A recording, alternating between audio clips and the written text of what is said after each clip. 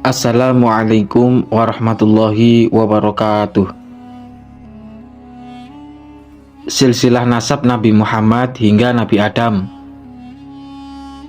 Nabi Muhammad bin Abdullah bin Abdul Muthalib bin Hashim bin Abdul Manaf bin Qusay bin Kilab bin Murrah bin Ka'ab bin Lu'ay bin Ghalib bin Quraisy yang nama aslinya adalah Fihr bin Malik bin Nadar bin Kinanah bin Khuzaimah bin Mudrikah bin Ilyas bin Mudor bin Nizar bin Ma'ad bin Adnan bin Hanaisa bin Salaman bin Aus bin Bauz bin Kumwal bin Ubay bin Awam bin Nashid bin Haza bin Baldas bin Yatlaf bin Tobikh bin Jahim bin Nahish bin Makhi bin Aid bin Abqar bin Ubaid bin Da'a bin Hamdan bin Sinbar bin Yatsrib bin Yahzan bin Yalhan bin Ar'awi bin Aid bin Daishan bin Aisor bin Afnad bin Aiham bin Muksir bin Nahid bin Zarih bin Sumay bin Muzai bin Aiwadoh bin Airam bin Qaidar bin Nabi Ismail bin Nabi Ibrahim bin Taroh yang nama aslinya adalah Azar bin Nahur bin Saru' bin Ra'u bin Falah bin Abir bin Shalah bin Arfakhshad bin Sam bin Nabi Nuh bin Lamek bin Matushalah bin Akhnuh yaitu Nabi Idris bin Yar bin Mahlail bin Koinan bin Anusyah bin Sid bin Nabi Adam. Pembahasan tentang sejarah perjalanan hidup Nabi Muhammad tidak layak disamakan, disetarakan, atau bahkan disandingkan dengan kisah sejarah yang lain. Beliau adalah figur paling ideal, dengan sifat mulia, fisik mempesona, sejarah hidup sempurna, dan suri tauladan bagi seluruh umat manusia. Dan hal ini telah disampaikan di dalam Al-Quran. Allah berfirman, "Sungguh telah ada pada diri Rasulullah itu suri tauladan yang baik bagimu." Al-Quran Surat Al-Ahzab ayat 21. Kitab suci Al-Quran adalah kitab yang diturunkan oleh Allah kepada Nabi Muhammad untuk disampaikan dan diajarkan kepada kita sebagai umatnya. Al-Quran banyak sekali mengandung ayat yang berisi tentang kisah atau sejarah. Hal ini menunjukkan bahwa mempelajari sejarah adalah hal yang sangat penting, sebab manusia secara alamiah akan lebih mudah menerima nasihat dari kisah yang benar-benar terjadi di zaman dahulu daripada mengambil nasihat dari kisah fiksi yang dikarang-karang sendiri oleh pengarangnya. Dalam hal ini Allah berfirman, "Dan semua kisah Rasul-Rasul kami ceritakan kepadamu Muhammad, agar dengan kisah itu kami teguhkan hatimu, dan di dalamnya telah diberikan kepadamu segala kebenaran, nasihat, dan peringatan bagi orang yang beriman." Al-Quran Surat Hud ayat 120. Di ayat yang lain Allah berfirman, "Sungguh pada kisah-kisah mereka itu terdapat pengajaran bagi orang yang mempunyai akal." Al-Quran itu bukanlah cerita yang dibuat-buat, tetapi membenarkan kitab-kitab yang sebelumnya, menjelaskan segala sesuatu, dan sebagai petunjuk dan rahmat bagi orang-orang yang beriman. Al-Quran Surat Yusuf ayat 111. Maka jelas bahwa segala sesuatu yang diceritakan di dalam Al-Quran memang benar-benar terjadi dan bukan sebuah cerita fiksi karangan belaka. Tidak sedikit ayat Al-Quran berisi tentang kisah para nabi yang datang di zaman dahulu. Begitupun juga dengan kisah para raja pada masa lalu yang telah hancur binasa. Kisah yang terkandung di dalam Al-Quran berguna untuk pribadi Nabi Muhammad dan juga untuk kita sebagai umatnya. Kisah para nabi terdahulu berguna untuk menguatkan dan meneguhkan hati Nabi Muhammad dalam menghadapi orang-orang yang tidak mempercayai, menolak, mendustakan, atau bahkan melawan dakwah beliau. Melalui ayat-ayat tersebut, Nabi Muhammad dapat menghilangkan rasa khawatir dan rasa takut, karena peristiwa yang sedemikian itu adalah perkara biasa yang pernah dialami dan dirasakan oleh para nabi yang telah datang sebelum beliau. Sedangkan kisah para raja di zaman dahulu yang telah dibinasakan oleh Allah mengandung nasihat bahwa kita harus mematuhi perintah Allah, sebab para raja yang binasa itu tidak mau percaya kepada perintah Allah yang disampaikan melalui perantara nabi mereka masing-masing. Nabi Muhammad adalah orang yang paling mulia dan orang yang paling layak dicontoh budi pekerti akhlaknya dalam urusan bergaul dan bermasyarakat dengan manusia. Namun kita baru dapat mencontoh dan mengikuti akhlak beliau setelah sedikit demi sedikit mempelajari dan memahami kisah atau sejarah beliau yang sesungguhnya, mulai dari bagaimana akhlak Nabi Muhammad, bagaimana cara beliau menjadi pemimpin, bagaimana cara beliau berperilaku adil, bagaimana cara beliau menegakkan dan membela agama Allah, apakah dengan kedudukan atau kekayaan, ataukah dengan banyak bicara. Disinilah letak pentingnya mempelajari dan memahami sirah Nabi Muhammad SAW. Sirah Nabi atau perjalanan hidup Nabi Muhammad adalah gambaran tentang bagaimana agama Islam dibawa oleh beliau kepada seluruh umat manusia untuk mengeluarkan mereka dari zaman jahiliyah atau zaman kegelapan menuju zaman yang bersinar dengan cahaya yang terang benderang.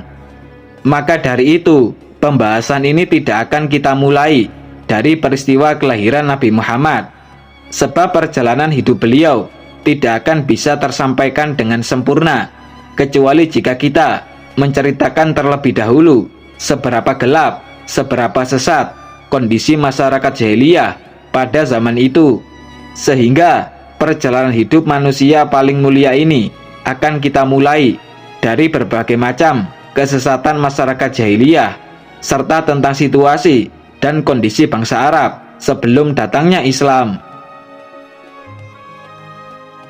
Pembahasan pertama, sejarah terbentuknya kota Mekah. Kehidupan di kota ini dimulai dari datangnya Nabi Ibrahim bersama istrinya yang bernama Hajar dan putranya yaitu Nabi Ismail. Saat itu Mekah hanyalah gundukan tanah kering yang tidak berpenghuni.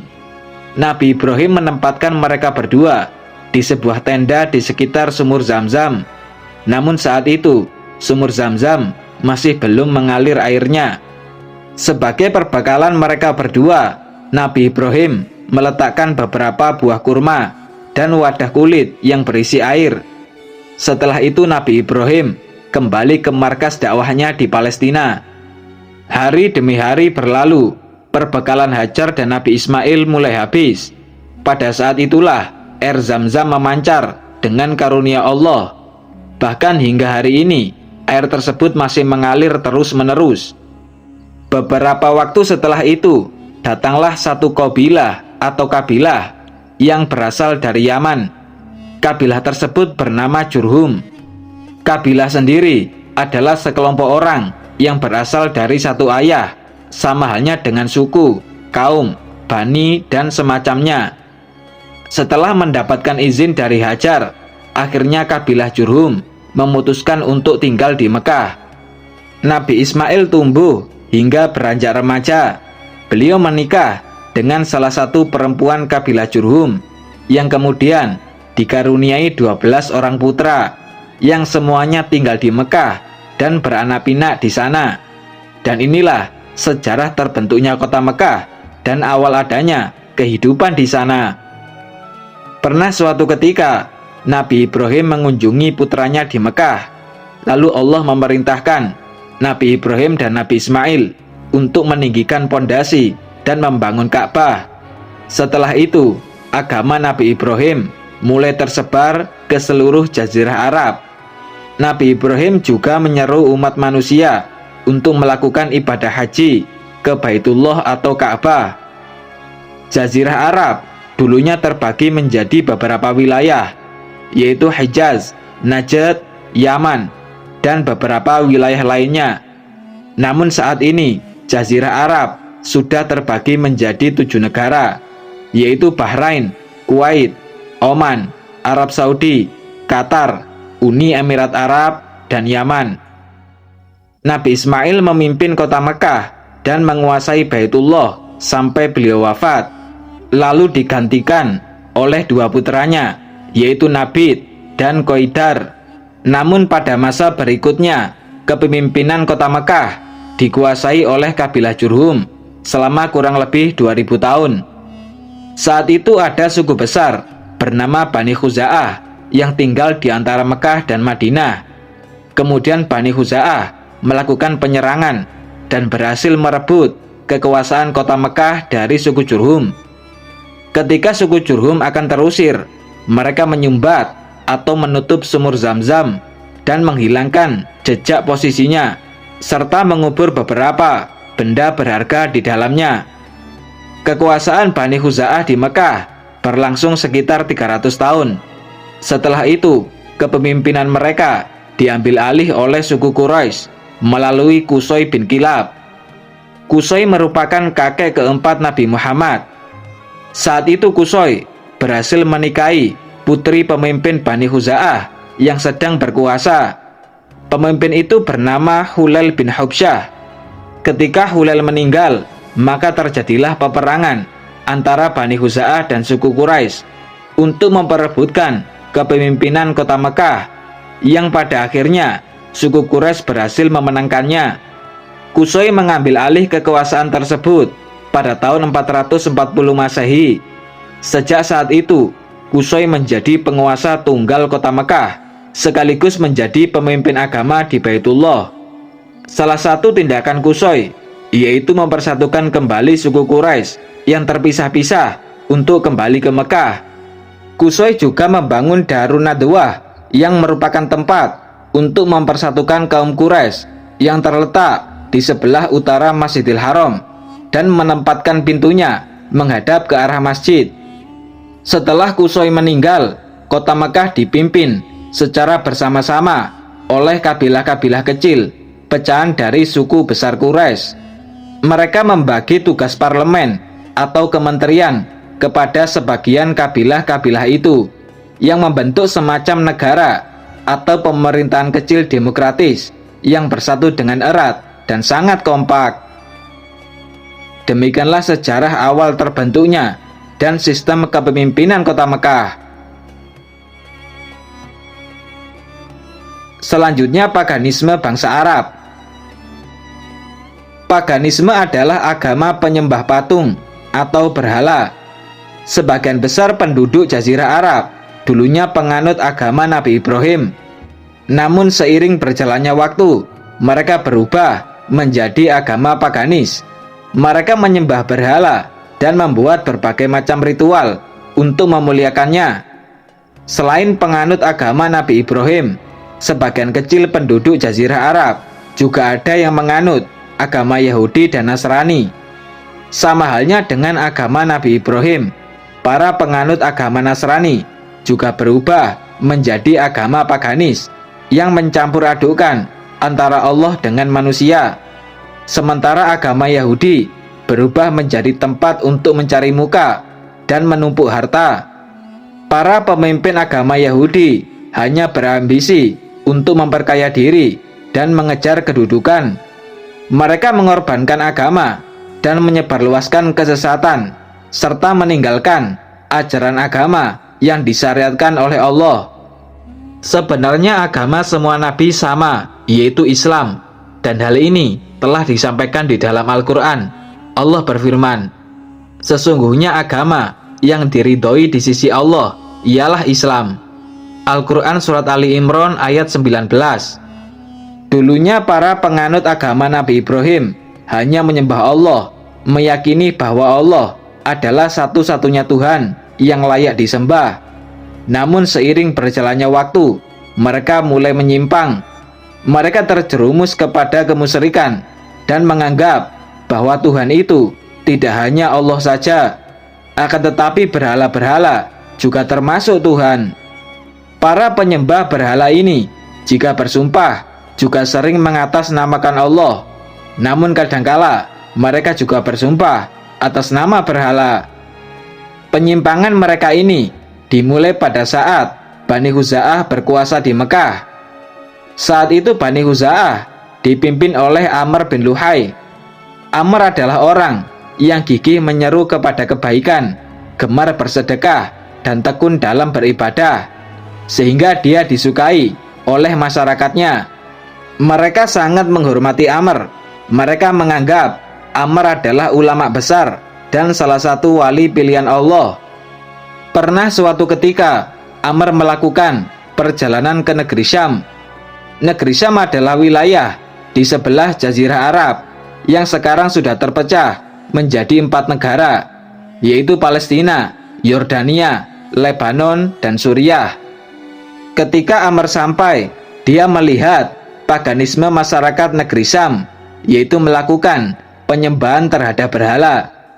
Amr meyakini bahwa itu adalah perbuatan yang baik, karena negeri Syam adalah tempat diutusnya para nabi dan tempat turunnya kitab-kitab Allah.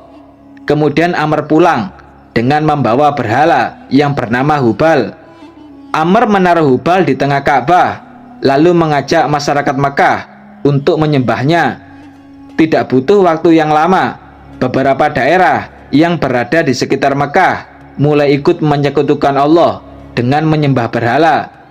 Karena penduduk Makkah adalah panutan sekaligus pemimpin agama di wilayah Jazirah Arab.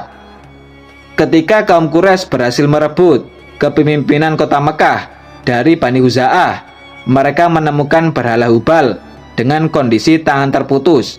Lalu mereka menggantinya dengan tangan baru yang terbuat dari emas.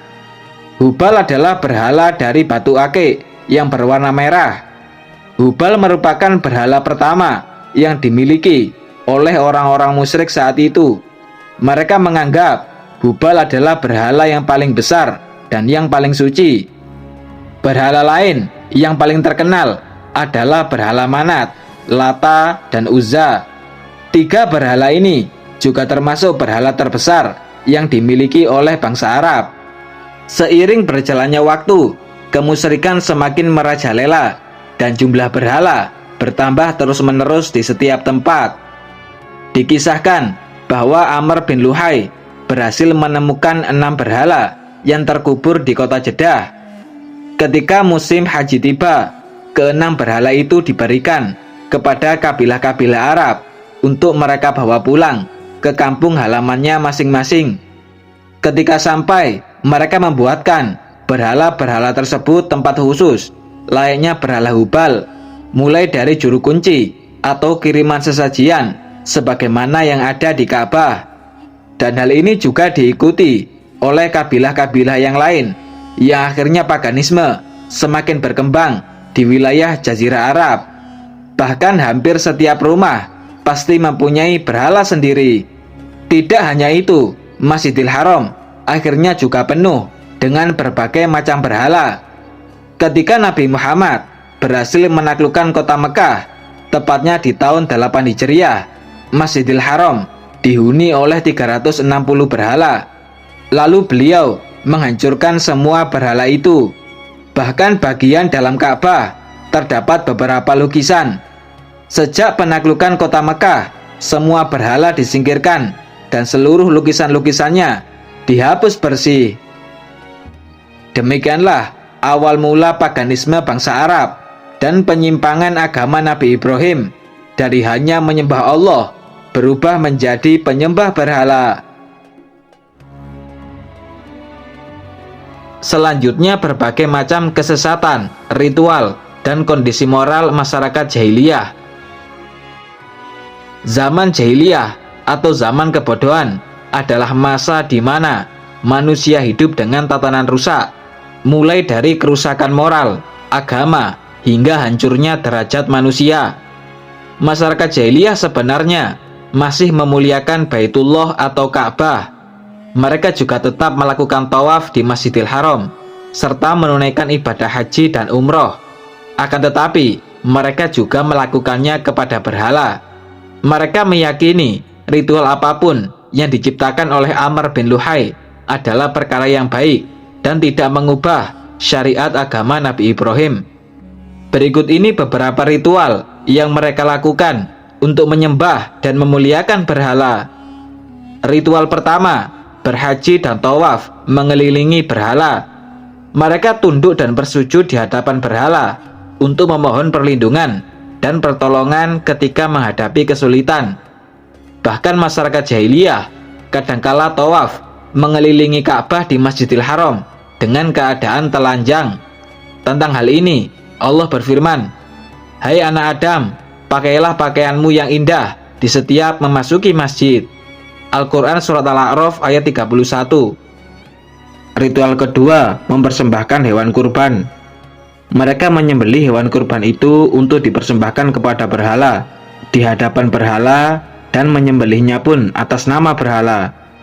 Dalam hal ini Allah berfirman, "Dan janganlah kamu memakan binatang-binatang yang tidak disebutkan nama Allah ketika menyembelihnya." Al-Quran Surat Al-An'am ayat 121. Ritual ketiga, mereka mempersembahkan sesajian secara khusus berupa makanan, minuman hasil panen, atau hewan ternak kepada berhala. Anehnya, mereka juga mengkhususkan sebagian sesajian itu untuk Allah. Tentang hal ini Allah berfirman, "Dan mereka memperuntukkan bagi Allah satu bagian dari tanaman dan ternak yang telah diciptakan oleh Allah. Lalu mereka berkata, sesuai dengan persangkaan mereka, ini untuk Allah dan ini untuk berhala-berhala kami. Maka sesajian yang diperuntukkan bagi berhala-berhala mereka tidak sampai kepada Allah. Dan sesajian yang diperuntukkan bagi Allah, maka sesajian itu sampai kepada berhala-berhala mereka. Amat buruklah ketetapan mereka itu." Al-Quran Surat Al-An'am ayat 136. Selain terjerumus ke dalam kesesatan, derajat manusia pada zaman itu juga hancur. Penduduk Jazirah Arab pada masa jahiliyah terbagi menjadi dua kelas masyarakat. Yang pertama adalah masyarakat kelas atas, yang terdiri dari pemimpin kabilah, golongan bangsawan, dan orang-orang yang merdeka. Sedangkan yang kedua adalah masyarakat kelas bawah, yang terdiri dari para budak dan rakyat jelata. Di kelas bangsawan, hubungan laki-laki dan perempuan diikat melalui pernikahan dengan seizin wali perempuan. Sementara kondisi masyarakat kelas bawah, hubungan antara laki-laki dan perempuan campur aduk tanpa batas. Berikut ini beberapa model pernikahan yang mentradisi di kehidupan masyarakat jahiliyah. Model pernikahan pertama, yaitu seperti pernikahan Islami pada umumnya. Seorang laki-laki meminang seorang perempuan melalui wali atau orang tuanya, lalu dia menyerahkan mas kawin kepada si perempuan dan menikahinya. Model pernikahan kedua, yaitu seorang laki-laki berkata kepada istrinya yang baru saja suci dari menstruasi, "Pergilah kepada si fulan dan bersetubuhlah dengannya." Lalu laki-laki itu meninggalkan istrinya dan tidak menyentuhnya sama sekali. Kalau si istri sudah terbukti hamil, barulah si suami bisa mengambilnya kembali. Pernikahan model seperti ini digunakan untuk mendapatkan anak dari bibit yang unggul, yang kuat dan pintar. Model pernikahan ketiga, yaitu sekumpulan laki-laki yang kurang lebih berjumlah 10 orang, yang semuanya sepakat untuk menyetubuhi satu perempuan yang sama sampai dia hamil. Jika bayi hasil persetubuhan mereka itu sudah lahir, maka si perempuan akan mengundang semua laki-laki. Ketika semua laki-laki itu sudah berkumpul, si perempuan akan memilih salah satu dari laki-laki tersebut sebagai ayah kandung anaknya. Garis keturunan si anak juga diikutkan kepada laki-laki tersebut, dan mereka semua tidak boleh ada yang menolak keputusan si perempuan. Ketika Islam datang, Nabi Muhammad menghapus segala model pernikahan masyarakat jahiliyah dan hanya menerapkan pernikahan pertama secara Islami sebagaimana yang ada sekarang ini. Di kehidupan masyarakat jahiliyah, peperangan antar kelompok menjadi hal yang biasa terjadi. Pihak yang berhasil memenangkan peperangan berhak menawan perempuan-perempuan dari pihak yang kalah dan menghalalkannya sesuai dengan keinginannya sendiri. Akan tetapi anak-anak yang terlahir dari ibu seperti ini akan menanggung kehinaan di sepanjang hidupnya. Perbuatan zina sangat merajalela di kehidupan masyarakat jahiliyah. Bahkan mereka menganggap bahwa zina bukanlah sebuah aib. Menurut mereka, zina adalah hal biasa yang lumrah untuk diperbincangkan. Namun meski begitu, sebenarnya masih ada beberapa gelintir laki-laki atau perempuan yang masih menjaga diri dari perbuatan zina. Biasanya mereka adalah golongan perempuan merdeka, sebab perempuan merdeka keadaannya jauh lebih baik dari para budak. Nasib para budak perempuan sangatlah mengenaskan. Pada masa jahiliyah, hubungan antara ayah dengan anak sangatlah beragam. Ada yang mengubur hidup-hidup anak perempuan mereka karena takut aib dan khawatir tidak sanggup menghidupinya. Ada juga yang membunuh anak laki-laki mereka karena takut melarat. Dalam hal ini Allah berfirman, padahal apabila seseorang dari mereka diberi kabar dengan kelahiran anak perempuan, wajahnya menjadi hitam merah padam, dan dia sangat marah. Dia bersembunyi dari orang banyak disebabkan kabar buruk yang disampaikan kepadanya. Apakah dia akan memeliharanya dengan menanggung kehinaan, atau akan membenamkannya ke dalam tanah hidup-hidup? Ingatlah alangkah buruknya putusan yang mereka tetapkan itu. Al-Quran Surat An-Nahl ayat 58-59. Di ayat yang lain, Allah berfirman, dan janganlah kamu membunuh anak-anakmu karena takut miskin. Kamilah yang memberi rezeki kepada mereka dan kepadamu. Membunuh mereka itu sungguh suatu dosa yang besar. Al-Quran Surat Al-Isra ayat 31. Pada dasarnya masyarakat jahiliyah lebih membutuhkan kehadiran anak laki-laki daripada anak perempuan, karena anak laki-laki lebih bisa diandalkan untuk melindungi mereka dari serangan musuh. Mereka juga sangat fanatik terhadap hubungan keluarga. Mereka selalu siap membela saudaranya dalam kondisi benar ataupun salah. Selain itu, masyarakat jahiliyah juga mempunyai prinsip hidup yang beragam. Ada yang baik dan ada juga yang tidak sesuai dengan akal sehat dan hati nurani. Berikut ini adalah 6 prinsip hidup yang melekat di kehidupan masyarakat jahiliyah. Prinsip pertama adalah kedermawanan. Mereka saling berlomba-lomba dalam membanggakan diri untuk membuktikan sifat kedermawanannya. Salah satu contohnya adalah mereka merasa bangga jika bisa mentraktir minum khamr atau minuman keras. Bagi mereka kebiasaan ini merupakan salah satu bukti perilaku dermawan. Kebiasaan lainnya adalah berjudi. Mereka membagikan hasil kemenangan judi itu kepada orang lain sebagai bukti kedermawanan. Tentang hal ini Allah berfirman, mereka menanyakan kepadamu Muhammad tentang khamr dan judi. Katakanlah, pada keduanya terdapat dosa besar dan beberapa manfaat bagi manusia, akan tetapi dosanya lebih besar daripada manfaatnya. Al-Quran Surat Al-Baqarah ayat 219. Prinsip kedua adalah menepati janji yang berlebihan. Ketika ada seseorang yang menitipkan baju besi, mereka akan berjanji menjaganya dengan baik. Bahkan mereka rela anak-anak mereka terbunuh dan rumah mereka hancur berkeping-keping demi menepati janji. Prinsip ketiga adalah menjunjung tinggi harga diri dan pantang dihina. Prinsip ini membuat mereka menjadi pemberani dan pecemburu berat sehingga mudah sekali emosi. Ketika mereka mendengar ada satu kata yang dianggap bernada menghina, mereka pasti akan bangkit menghunuskan pedang dengan mengacungkan tombak untuk menantang perang.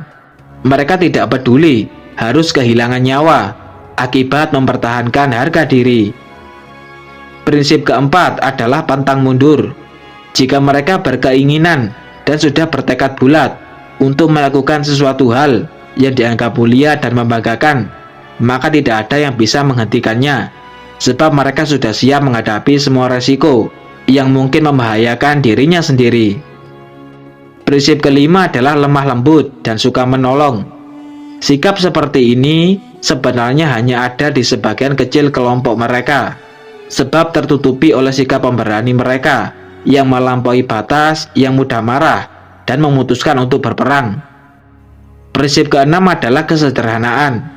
Kebiasaan seperti ini umumnya berlaku bagi orang-orang Badui pedalaman Arab yang mempunyai pola hidup murni dan tidak terpengaruh oleh peradaban, sehingga menghasilkan orang-orang yang jujur, amanah dengan pola hidup yang sederhana. Meski keenam prinsip hidup mereka ini dapat menimbulkan kejahatan dan peristiwa yang tragis, namun sebenarnya ini adalah aset yang sangat berharga. Sebab dengan sedikit polesan, maka akan menjadi modal untuk menyebar kebaikan, dan hal inilah yang dilakukan oleh Islam. Bahkan bisa jadi keenam prinsip hidup mereka ini yang menjadi alasan mengapa Islam diturunkan di wilayah Arab. Karena tidak mungkin kita bisa menghapus kejahatan dan kerusakan tanpa adanya sifat pemberani, selalu menepati janji, sikap dermawan dengan kesederhanaan, tekad yang bulat dan pantang mundur. Demikianlah kondisi kesesatan dan kondisi sosial serta moral masyarakat Arab jahiliyah sebelum datangnya Islam. Selanjutnya, berbagai peristiwa menjelang kelahiran Nabi Muhammad. Salah satu peristiwa yang mengejutkan dunia pada masa itu adalah peristiwa gajah. Peristiwa ini terjadi pada tahun 571 Masehi, yaitu 50 hari sebelum lahirnya Nabi Muhammad. Dikisahkan bahwa penguasa negeri Yaman, yaitu Abroha atau Abraha, mengetahui banyak sekali bangsa Arab yang pergi ke kota Mekah untuk menunaikan ibadah haji di Ka'bah. Lalu Abraha membangun sebuah gereja besar dan megah yang diberi nama Al-Qulais. Al-Qulais berada di Yaman, tepatnya di kota Son'a. Abraha membangun Al-Qulais untuk menandingi Ka'bah.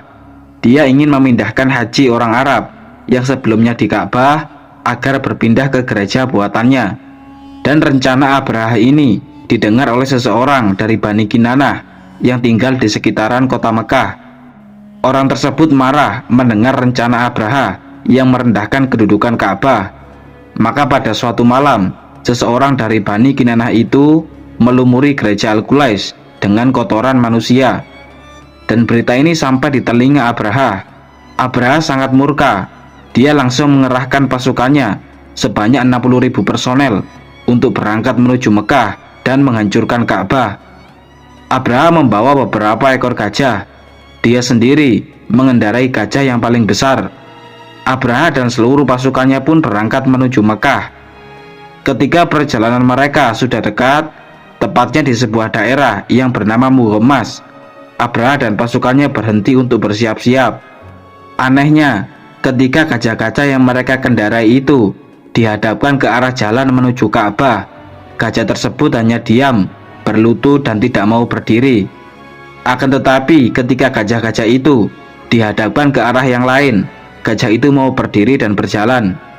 Di tengah-tengah mereka mengatur pasukan inilah Allah mengirimkan burung ababil dengan membawa batu panas untuk membinasakan Abraha dan seluruh pasukannya.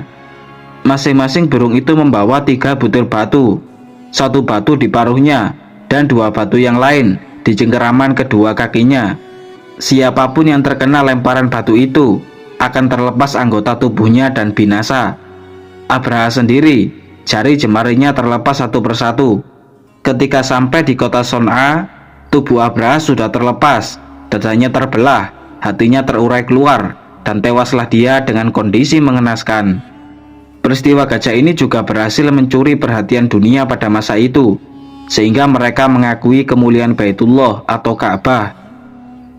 Sebelum terjadi peristiwa gajah, kaum Quraisy berhasil menemukan keberadaan sumur Zam-Zam yang sebelumnya dipendam oleh suku Jurhum beberapa ratus tahun yang lalu saat mereka akan diusir oleh Bani Khuza'ah dari kota Mekah.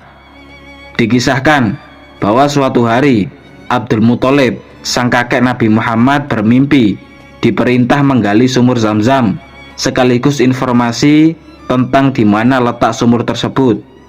Maka Abdul Muthalib mulai menggali keberadaan sumur Zam-Zam. Dan benar, sumur Zam-Zam memang ada, sesuai dengan apa yang ada di dalam mimpinya. Abdul Muthalib juga menemukan sejumlah pedang, beberapa baju besi, dan 2 ikat emas batangan. Abdul Muthalib mengubah beberapa pedang tersebut menjadi pintu Ka'bah, lalu dihiasi dengan lempengan emas yang telah dia temukan. Setelah menemukan kembali sumur air Zam-Zam, Abdul Muthalib bernadar, jika dia dikaruniai 10 orang anak laki-laki, maka dia akan mengorbankan salah satu anaknya untuk disembelih di hadapan Ka'bah.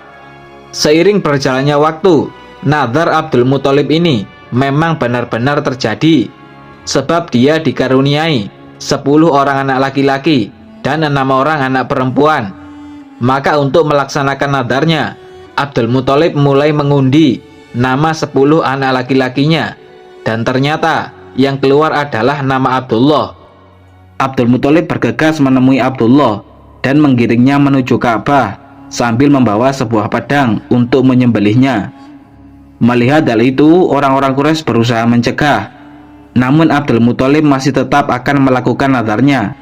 Lalu orang-orang Quraisy menyarankan agar Abdul Muthalib mengadukan nadarnya ini kepada seseorang yang bijaksana. Dan akhirnya Abdul Muthalib setuju. Menurut saran orang bijaksana yang mereka maksud, Abdul Muthalib harus mengundi antara Abdullah dengan 10 ekor unta. Jika nama Abdullah yang keluar, Abdul Muthalib tidak akan menyembelihnya, tetapi dia akan menebusnya dengan menambahkan 10 unta lagi sebagai taruhannya, dan begitu seterusnya hingga Allah meridhoinya. Jika yang keluar adalah nama unta, barulah Abdul Muthalib boleh menyembelih unta tersebut. Abdul Muthalib mulai mengundi nadarnya. Ternyata undian pertama keluar nama Abdullah, maka dia menambahkan 10 ekor unta sebagai taruhannya, sehingga unta yang dipertaruhkan oleh Abdul Muthalib sekarang menjadi 20 ekor. Abdul Muthalib kembali melakukan undian yang kedua. Ternyata yang keluar masih nama Abdullah, maka dia kembali menambah 10 ekor unta lagi sebagai taruhannya. Abdul Muthalib terus mengundi nadarnya hingga unta yang dia pertaruhkan mencapai 100 ekor. Barulah kemudian undian jatuh kepada unta, maka Abdul Muthalib segera menyembelih 100 ekor unta. Jumlah 100 ekor unta yang disembelih oleh Abdul Muthalib ini nantinya juga diterapkan sebagai diat di dalam hukum Islam. Diat adalah denda bagi seseorang yang telah melakukan pembunuhan. Tentang hal ini Nabi Muhammad pernah bersabda, "Aku adalah anak cucu dari 2 orang yang dikurbankan untuk disembelih." 2 orang yang dimaksud oleh Nabi Muhammad adalah Nabi Ismail yang akan disembelih oleh Nabi Ibrahim, dan Abdullah ayahanda beliau sendiri yang akan disembelih oleh Abdul Muthalib. Abdullah lahir dari istri Abdul Muthalib yang bernama Aminah binti Amr. Abdullah dinikahkan oleh Abdul Muthalib dengan seorang perempuan yang bernama Aminah binti Wahab bin Abdul Manaf bin Zuhroh bin Kilab. Kilab adalah kakek keempat Nabi Muhammad dari jalur nasab Aminah, sedangkan dari jalur nasab Abdullah, Kilab adalah kakek kelima Nabi. Pernikahan Abdullah dengan Aminah dilaksanakan di Mekah. Tidak lama setelah itu, Abdul Muthalib mengutus Abdullah untuk memanen buah kurma di kota Madinah. Akan tetapi akhirnya Abdullah wafat di sana di usianya yang ke-25 tahun. Abdullah wafat sebelum Aminah melahirkan Nabi Muhammad. Abdullah wafat dengan meninggalkan 5 ekor unta, beberapa ekor kambing, dan seorang budak perempuan bernama Barokah yang biasa dipanggil dengan nama Ummu Aiman. Perempuan inilah yang nantinya ikut mengasuh Nabi Muhammad. Demikianlah peristiwa gajah dan penemuan sumur Zam-Zam serta kisah wafatnya Abdullah, sang ayahanda Nabi Muhammad. Selanjutnya kelahiran Nabi Muhammad dan kehidupan di masa kecilnya. Beliau lahir di kota Mekah pada subuh hari Senin, tanggal 9 Rabiul Awal, setelah peristiwa gajah di tahun 571 Masehi. Pendapat lain mengatakan bahwa Nabi lahir pada hari Senin, tanggal 12 Rabiul Awal, dan masih ada beberapa pendapat lain lagi mengenai tanggal kelahiran beliau. Setelah Nabi lahir, Aminah mengirim utusan untuk menemui Abdul Muthalib dan mengabarkan bahwa cucunya telah lahir ke dunia. Abdul Muthalib bergegas datang dengan penuh sukacita. Abdul Muthalib menggendong Nabi dan membawanya ke Ka'bah untuk berdoa dan bersyukur kepada Allah. Lalu Abdul Muthalib menamai cucunya itu dengan nama Muhammad, sebuah nama yang sedikit asing di kalangan bangsa Arab pada masa itu. Nabi Muhammad dihitan pada hari ke-7 setelah kelahirannya. Pendapat lain mengatakan bahwa beliau lahir sudah dalam keadaan dihitan atau disunat. Nabi disusui oleh ibunya selama 7 hari semenjak kelahirannya. Setelah itu, beliau disusui oleh Suwaibah. Suwaibah adalah budak Abu Lahab, sang paman Nabi Muhammad. Di zaman itu, bangsa Arab mempunyai tradisi mencari perempuan pedalaman untuk menyusui bayi-bayi mereka. Tujuannya agar bayi tersebut terhindar dari penyakit yang biasa menular di wilayah perkotaan. Selain itu, bayi yang tumbuh di wilayah pedalaman bisa tumbuh dengan fisik yang kuat, juga terasah kefasihan bahasa Arabnya sejak masa kecil. Saat itu Abdul Muthalib sedang mencari perempuan yang bersedia menyusui bayi Nabi Muhammad. Akhirnya dia menemukan seorang perempuan dari Bani Sa'ad bernama Halimah binti Abi Du'aib. Selama mengasuh Nabi, Halimah banyak sekali menikmati keberkahan dan menyaksikan peristiwa yang menakjubkan. Dikisahkan bahwa pada suatu hari, Halimah memutuskan untuk pergi bersama suami dan anaknya yang masih bayi, serta beberapa perempuan Bani Sa'ad untuk mencari bayi yang akan mereka susui. Tahun itu adalah tahun paceklik, hujan tidak turun setetes pun, dan penduduk Bani Sa'ad benar-benar tidak mempunyai apa-apa. Halimah berangkat mengendarai keledai putih dan seekor unta. Dalam perjalanannya, mereka tidak bisa tidur karena bayi yang mereka bawa terus menangis karena kelaparan. Begitupun juga dengan bayi Halimah. Dia juga terus menangis karena air ASI Halimah tidak cukup untuk mengenyangkan perut anaknya. Sementara unta yang dia bawa juga tidak mengeluarkan air susu sedikit pun. Sedangkan keledai Halimah sangatlah lemas dan hanya berjalan secara perlahan. Meski dalam kondisi yang menyedihkan, Halimah terus melanjutkan perjalanannya hingga akhirnya mereka semua tiba di kota Mekah. Halimah dan teman-temannya ditawari untuk menyusui bayi Nabi Muhammad. Akan tetapi mereka semua menolak karena Nabi Muhammad adalah anak yatim, sehingga tidak ada ayah dari anak itu yang bisa memberikan bayaran yang setimpal. Maka Halimah dan teman-temannya pun memilih untuk pergi mencari bayi lain yang lebih menjanjikan imbalannya. Hingga akhirnya semua perempuan Bani Sa'ad berkumpul dengan membawa bayi mereka masing-masing. Dan saat itu hanya Halimah saja yang belum mendapatkan seorang bayi. Dengan nada pasrah, Halimah berkata kepada suaminya, "Sungguh aku tidak akan pulang tanpa membawa seorang bayi.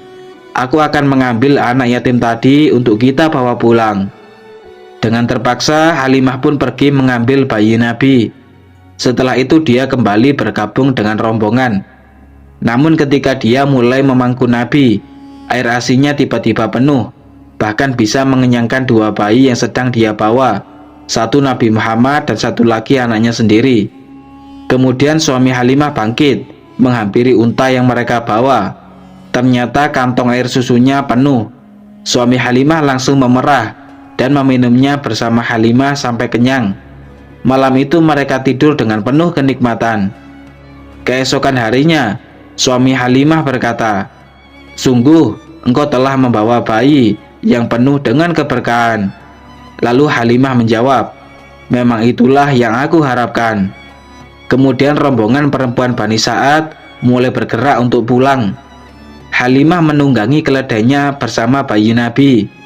Namun tiba-tiba, keledai yang tadinya lemas dan kurang bertenaga, sekarang menjadi keledai paling kuat dan paling cepat di antara keledai lainnya. Dengan terheran-heran, salah satu teman Halimah berkata, "Hei Halimah, tunggu kami. Bukankah ini keledai lambat yang engkau kendarai ketika berangkat?" Lalu Halimah menjawab, "Iya benar, ini adalah keledai yang sama." Hingga akhirnya mereka semua tiba di kampung Bani Sa'ad. Ketika Halimah datang, tiba-tiba kambing-kambingnya mendekat dengan kondisi kenyang dan dipenuhi air susu. Padahal penduduk kampung Bani Sa'ad yang lain tidak dapat memerah susu sedikit pun pada kambingnya. Sejak saat itu, mereka menyuruh agar kambing-kambingnya digembalakan bersama kambing Halimah. Namun ternyata kambing mereka pulang dalam keadaan lapar, sementara kambing Halimah pulang dalam keadaan kenyang dan dipenuhi air susu. Keluarga Halimah terus mendapatkan keberkahan dan kenikmatan hingga umur Nabi Muhammad 2 tahun. Beliau tumbuh menjadi anak yang luar biasa dan jauh melebihi anak seusianya. Setelah masa persusuan selesai, Halimah pergi menemui ibu kandung Nabi dan memohon agar dia mau membiarkan Nabi untuk tetap tinggal di kampung Bani Sa'ad, karena Halimah yakin bahwa Nabi akan selalu membawa keberkahan. Halimah berkata kepada ibu Nabi, "Bagaimana kalau putramu ini tetap tinggal bersamaku? Karena aku khawatir dia terkena penyakit kalau menetap di kota Mekah." Halimah terus membujuk Aminah, hingga akhirnya Aminah merelakan anaknya untuk tinggal lebih lama lagi di kampung Bani Sa'ad. Halimah sangat senang. Dia segera membawa Nabi Muhammad pulang ke kampung halamannya. Ketika usia Nabi 4 tahun, terjadilah peristiwa pembelaan dada. Saat itu Nabi sedang asik bermain bersama teman-temannya di sekitaran rumah Halimah. Tiba-tiba datanglah malaikat Jibril menghampiri Nabi. Malaikat Jibril membawa dan merebahkan, lalu membelah dada Nabi Muhammad. Malaikat Jibril mengeluarkan segumpal hati yang masih berlumuran darah dari dalam dada Nabi Muhammad. Lalu malaikat Jibril berkata, "Ini adalah bagian setan yang ada padamu." Kemudian malaikat Jibril mencuci hati Nabi dengan air Zam-Zam yang berada di dalam sebuah bejana atau wadah seperti baskom yang terbuat dari emas. Ketika selesai, malaikat Jibril mengembalikan hati Nabi dan menutupnya seperti semula. Sementara teman-teman Nabi berlari menemui Halimah. Mereka berkata, "Wahai ibu, Muhammad telah dibunuh." Mendengar hal itu, mereka langsung mencari keberadaan Nabi, dan ternyata mereka menemukan beliau dalam keadaan pucat dan ketakutan. Mengenai hal ini, ada salah satu sahabat Nabi yang bercerita, "Aku pernah melihat bekas belahan itu di dada Rasulullah." Setelah terjadi peristiwa pembelahan dada, Halimah mulai khawatir sehingga dia memutuskan untuk mengembalikan Nabi kepada ibu kandungnya. Ketika usia Nabi 6 tahun, Aminah mengajak Nabi untuk berziarah ke makam ayahanda beliau di kota Madinah. Aminah dan Nabi pergi meninggalkan kota Mekah, ditemani oleh Abdul Muthalib dan pembantunya yang bernama Ummu Aiman. Mereka tinggal di Madinah selama 1 bulan. Ketika mereka melakukan perjalanan pulang, tiba-tiba Aminah jatuh sakit, hingga akhirnya Aminah wafat di desa Abwa yang terletak di antara Mekah dan Madinah. Kemudian Abdul Muthalib membawa Nabi pulang. Abdul Muthalib sangat iba melihat kondisi cucunya yang sekarang menjadi yatim piatu. Abdul Muthalib sangat menyayangi Nabi, bahkan dia lebih menyayangi beliau ketimbang anak-anaknya sendiri. Dikisahkan bahwa Abdul Muthalib mempunyai sebuah permadani atau tempat duduk khusus di sekitar Ka'bah. Anak-anak Abdul Muthalib biasa duduk mengelilingi permadani itu untuk menunggu ayahnya. Tidak seorang pun yang berani untuk duduk di atas permadani itu, karena mereka semua sangat menghormati Abdul Muthalib. Pernah suatu ketika Nabi datang dan tiba-tiba duduk di atas permadani tersebut. Secara spontan, paman-paman beliau langsung menariknya agar Nabi turun dari permadani. Namun ketika Abdul Muthalib mengetahui hal ini, dia berkata, "Biarkanlah cucuku ini duduk di atas permadaniku." Kemudian Abdul Muthalib duduk berdampingan bersama Nabi di atas permadaninya. Dengan penuh kasih sayang, Abdul Muthalib mengelus-ngelus punggung Nabi. Abdul Muthalib selalu senang dengan apa saja yang telah dilakukan oleh cucunya itu. Ketika usia Nabi Muhammad 8 tahun, Abdul Muthalib wafat. Sebelum itu dia berencana untuk menyerahkan Nabi kepada Abu Thalib, sebab Abu Thalib adalah saudara kandung seibu dengan Abdullah sang ayahanda Nabi Muhammad. Abu Thalib melaksanakan amanah dari ayahnya untuk merawat keponakannya itu. Abu Thalib mengasuh Nabi bersama anak-anaknya yang lain. Abu Thalib juga sangat menyayangi Nabi. Bahkan perhatiannya kepada Nabi melebihi kepada anak-anak kandungnya sendiri. Nabi Muhammad hidup berdampingan bersama Abu Thalib lebih dari 40 tahun. Selama itu, Abu Thalib menjaga Nabi dengan sangat baik. Bahkan dia rela bermusuhan dengan orang lain demi menjaga keponakannya itu. Pada masa kecil Nabi, kota Mekah pernah dilanda paceklik. Lalu orang-orang Quraisy mengadu kepada Abu Thalib, "Wahai Abu Thalib, tanah-tanah mulai mengering dan keluarga kami sedang kelaparan. Maka berdoalah agar hujan turun." Kemudian Abu Thalib keluar bersama Nabi Muhammad. Lalu punggung Nabi disandarkan ke dinding Ka'bah. Setelah itu Nabi mulai berdoa dengan menengadahkan tangannya ke langit. Dan tiba-tiba langit yang tadinya bersih tanpa awan, sekarang awan mulai berdatangan dari segala penjuru, dan hujan pun turun dengan sangat deras. Ketika Nabi Muhammad berusia 12 tahun, Abu Thalib mengajak beliau berdagang ke negeri Syam bersama kafilah atau rombongan dagang kaum Quraisy. Ketika perjalanan mereka sampai di suatu tempat bernama Busro, di situ tinggallah seorang pendeta terkenal bernama Bahiro atau Buhairo. Busro adalah salah satu daerah yang terletak di negara Suriah. Ketika kafilah dagang sampai, tiba-tiba Bahiro keluar menemui mereka. Padahal Bahiro tidak pernah mau menemui seorang pun sebelumnya. Awalnya Bahiro datang untuk mendekati kafilah itu, dan secara perlahan dia mulai menghampiri Nabi Muhammad. Bahiro menggenggam tangan Nabi sambil berkata, "Ini adalah pemimpin para rasul. Ini adalah rasul bagi alam semesta. Ini adalah orang yang diutus oleh Allah sebagai rahmat bagi seluruh alam." Mendengar hal itu, Abu Thalib dan para pemimpin kaum Quraisy bertanya kepada Bahiro, "Dari mana engkau tahu?" Bahiro menjawab, "Sungguh semua batu dan pepohonan bersujud merunduk kepada anak ini. Padahal batu dan pohon tidak akan bersujud kecuali di situ ada seorang nabi. Aku mengetahui kenabian anak ini dari cincin nubuah atau stempel kenabian berbentuk menyerupai buah apel yang berada di bawah tulang rawan pundaknya. Aku mengetahui semua tanda-tanda ini dari kitab suci kami." Kemudian Bahiro menjamu seluruh kafilah dagang kaum Quraisy dengan berbagai hidangan yang istimewa. Kemudian Bahiro meminta agar Abu Thalib membawa Nabi Muhammad pulang ke Mekah, sebab Bahiro khawatir Nabi akan diancam oleh bangsa Romawi dan orang-orang Yahudi. Maka Abu Thalib mengikuti saran dari Bahiro untuk mengirim Nabi Muhammad pulang ke Mekah bersama sebagian anak lainnya. Ketika Nabi berusia 20 tahun, meletuslah Perang Fijar. Perang Fijar merupakan peperangan pertama yang diikuti oleh Nabi Muhammad sebelum beliau diangkat menjadi seorang rasul. Tugas Nabi saat itu menyiapkan anak panah untuk diserahkan kepada pihak musuh.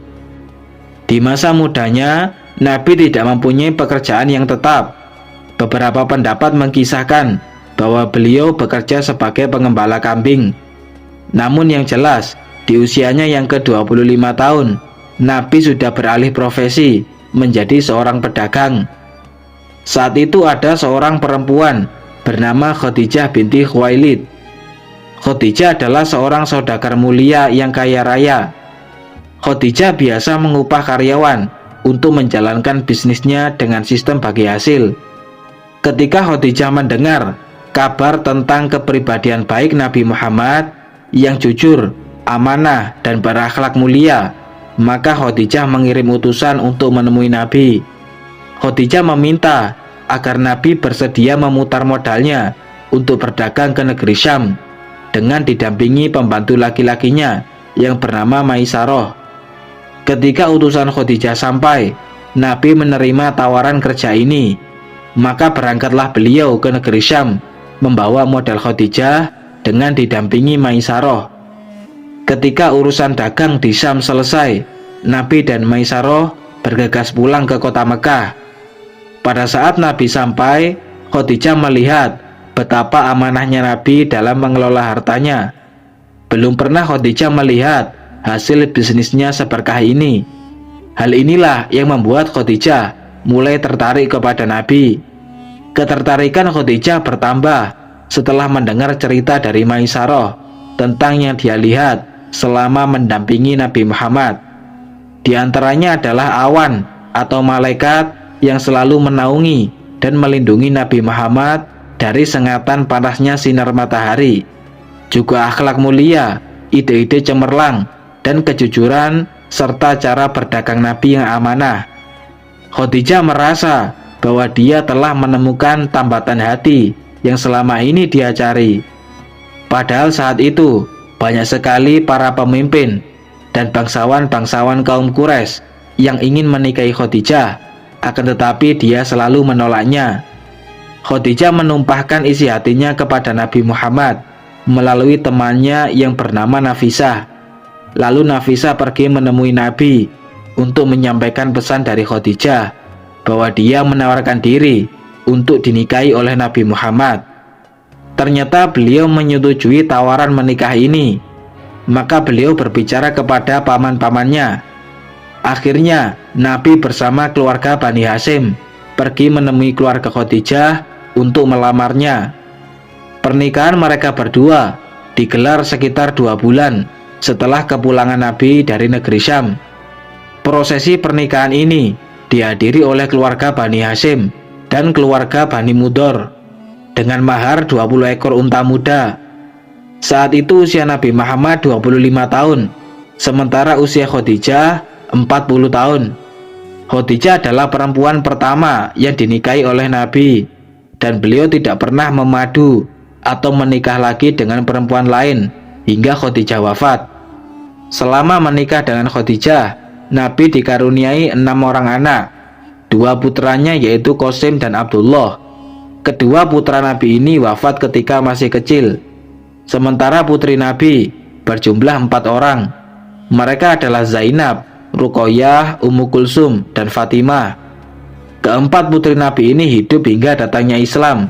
Bahkan mereka semua ikut hijrah ke Madinah. Namun mereka semua wafat saat Nabi masih hidup, kecuali Fatimah. Fatimah baru wafat setelah 6 bulan wafatnya Nabi Muhammad. Ketika beliau berusia 35 tahun, kaum Quraisy merenovasi Ka'bah dengan menghancurkan tembok lamanya dan menggantinya dengan tembok baru yang lebih kokoh. Tembok Ka'bah yang lama berhasil dirobohkan dalam waktu 2 hari. Setelah itu, masing-masing kabilah-kabilah pecahan dari suku Quraisy mulai mengumpulkan bebatuan sebagai bahan untuk tembok Ka'bah yang baru. Ketika proses pembangunan sampai pada tahap peletakan Hajar Aswad, mereka saling berselisih. Masing-masing kabilah merasa bahwa kabilahnya lah yang paling berhak meletakkan Hajar Aswad. Debat mulut tidak bisa dihentikan, bahkan nyaris terjadi baku hantam dan pertumpahan darah di antara mereka. Perselisihan di antara kabilah-kabilah suku Quraisy ini berlangsung selama 4-5 hari. Baru setelah itu, mereka semua sepakat untuk bermusyawarah di sekitar Ka'bah untuk menentukan siapa orang yang paling berhak meletakkan Hajar Aswad tersebut. Orang yang menjadi penengah dari musyawarah ini adalah Abu Umayyah bin Mughirah. Abu Umayyah mengusulkan bahwa orang yang berhak meletakkan Hajar Aswad adalah orang yang setelah ini datang memasuki Masjidil Haram. Kaum Quraisy pun menyetujuinya, sehingga saat ini pandangan mereka semua tertuju pada gerbang untuk memasuki Masjidil Haram. Mereka semua menunggu siapa orang yang akan datang memasukinya. Tiba-tiba muncullah Nabi Muhammad masuk ke Masjidil Haram melalui gerbangnya. Melihat hal itu, kaum Quraisy sangat senang. Mereka semua sangat setuju jika Hajar Aswad diletakkan oleh Nabi Muhammad, sebab beliau adalah Muhammad Al-Amin, yaitu orang yang dapat dipercaya. Mereka pun mulai menjelaskan kepada Nabi tentang perselisihan dalam meletakkan Hajar Aswad. Setelah itu beliau meminta sebilah kain. Lalu Nabi meletakkan Hajar Aswad di atas kain tersebut dan menyuruh masing-masing pemimpin kabilah untuk mengangkat Hajar Aswad melalui kain secara bersama-sama. Ketika kain itu sudah terangkat dan mendekati tempatnya, Nabi mengambil Hajar Aswad dengan tangannya sendiri dan meletakkannya di tempatnya semula. Melihat hal itu, kaum Quraisy sangat takjub kepada Nabi Muhammad, sebab beliau mampu mencari solusi cerdas yang sangat bijaksana dan dapat memuaskan semua pihak. Setelah itu mereka kembali melanjutkan perenovasian Ka'bah hingga selesai. Hajar Aswad adalah batu hitam yang berada di salah satu sudut bangunan Ka'bah yang menghadap ke arah Indonesia. Sebelum Nabi Muhammad diangkat menjadi seorang nabi sekaligus rasul, dalam diri beliau sudah terkumpul banyak sekali kelebihan dan sifat terpuji. Beliau adalah figur paling ideal dengan pikiran yang jernih dan analisis yang tajam. Beliau lebih suka merenung terlebih dahulu untuk mengamati dan berpikir panjang dalam menentukan sebuah kebenaran.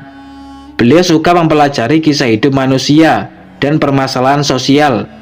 Beliau selalu menolak dan menghindari berbagai macam kebiasaan buruk masyarakat jahiliyah. Beliau tidak pernah minum khamr atau minuman keras. Beliau tidak pernah menghadiri ritual pemujaan berhala dan memakan daging ternak yang disembelih atas nama berhala.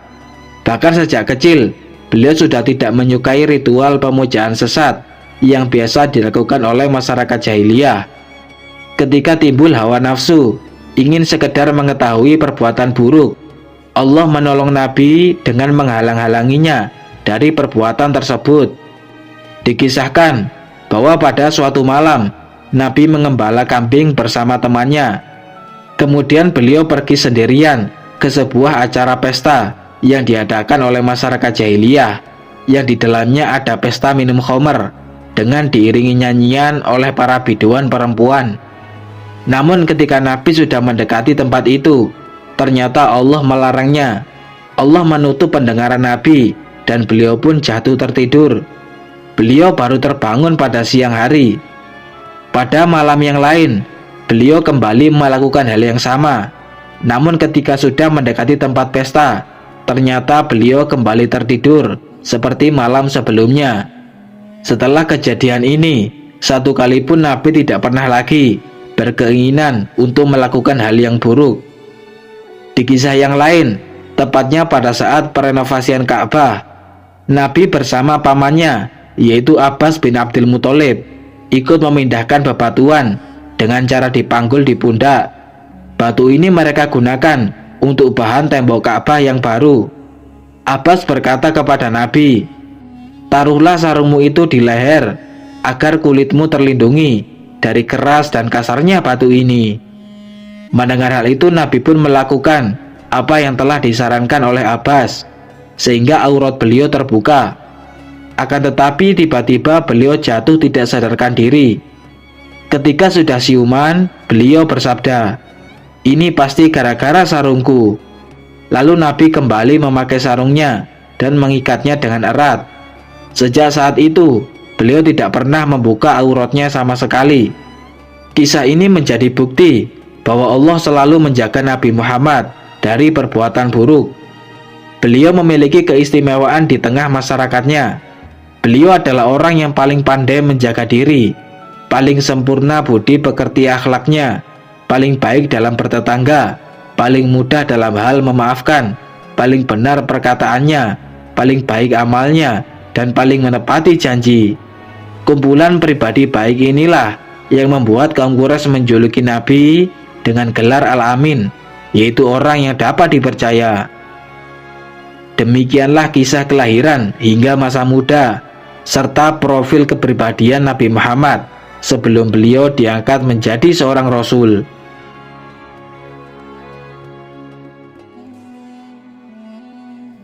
Wallahu a'lamu bishawab. Wassalamualaikum warahmatullahi wabarakatuh.